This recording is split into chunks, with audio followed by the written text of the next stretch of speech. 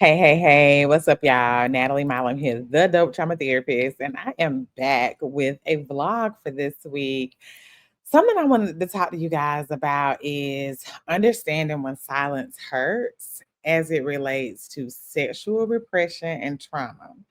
So, for a lot of us, especially those of us who are Black and are within faith based communities, conversations about sex have been wrapped in what I call the three S's: shame, secrecy, and silence. And you might be saying, well, secrecy and silence sound like the exact same thing to me. And let me tell you how they're different. So, secrecy is when you're doing things and you have to keep it a secret, right? Like you only share it with the people who you're most comfortable with, people who you feel like are not going to judge you, people who you feel like you can trust to kind of like see you and understand you. Whereas to silence, a lot of us who were a lot of people who were raised in the church were taught like it's not even something that you talk about, period. So you're not going to do it in secret. You're not going to talk about it in secret. It is absolutely something that you need to be quiet about, especially those of us who are women. So the truth though, right, even though we're being taught to like be silent about it, and then if you just so happen to want to go ahead and talk about it, you got to keep it a secret. Even though that's how we've been conditioned and socialized, the reality is that that is teaching you to disconnect from your body, to avoid desire, to suppress anything that kind of feels like, oh, that's too much. But the truth is, like your natural sexual self is present, right? Like you are a sexual being and a part of you, I mean, you have sexual desires. And so when we're taught to suppress those desires, that can actually become pretty traumatic. So, sexual repression, what even is it? It's not even just about avoiding sex. Again, it's disconnected from your body, from your pleasure, from your emotions that are connected to your sexual self, and even just disconnected from a sense of self within yourself. So again, it can come from like religious trauma.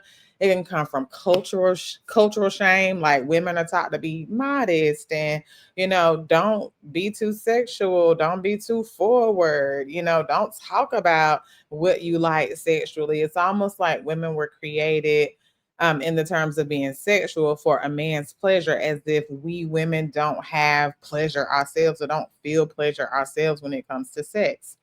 Another thing that could have led to some sexual repression, and what I see oftentimes in my office, is childhood sexual abuse. So, any type of abuse, whether that was penetration or whether it was just, molestation, being sexually assaulted, being touched inappropriately, being fondled, being, rubbed up against, being made to touch another person's genitals who's older than you, who's really taking advantage of you.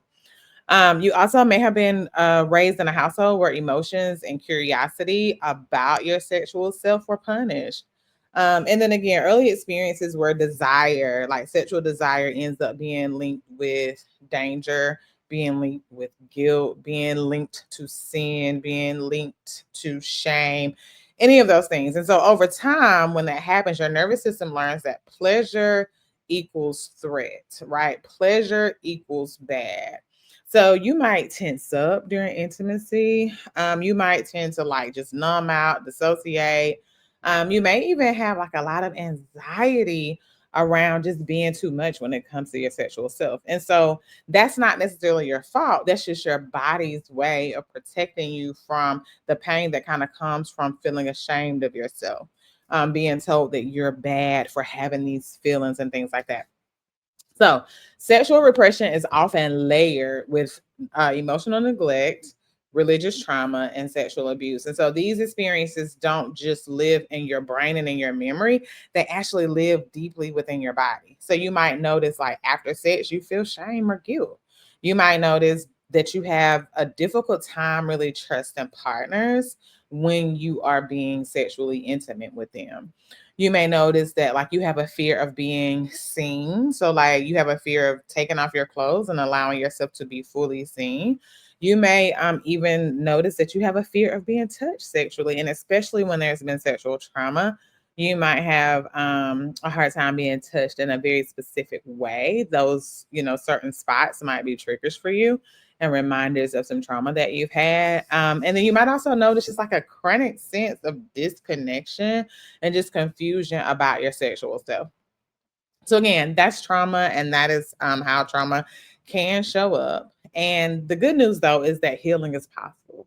Healing requires for you to be compassionate with yourself, to really reconnect with yourself as a sexual being. And that compassionate reconnection is not forced. It's not even performance, but it is presence. It is being present with yourself. So it's both that embodied being present with yourself, and it's also emotional. And so what I do with my clients is I use EMDR to really help them reconnect with their sexual selves, connect with your body, being able to help you to release the shame that may be present, and then also helping you to create safety in your relationship. So we work a lot on reprocessing those traumatic memories that you may have, like of sexual harm, emotional harm, any like spiritual abuse around sexuality. I also help you reclaim your awareness of your body, right? Reclaim that, know what it is that you like, know what it is that you don't like, and be able to set boundaries around that. Also helping you to be able to show up and speak up for what it is that you desire and what it is that you want. I also help my clients be able to like rebuild trust with their partners through just being, first of all, again, in touch with your emotions so that you can then express your vulnerability with your partner. And then I also help you learn how to like integrate the spiritual side of you with your identity, with the sexual side of you, so that everything aligns with your values as a person, with how you want to show up in the world.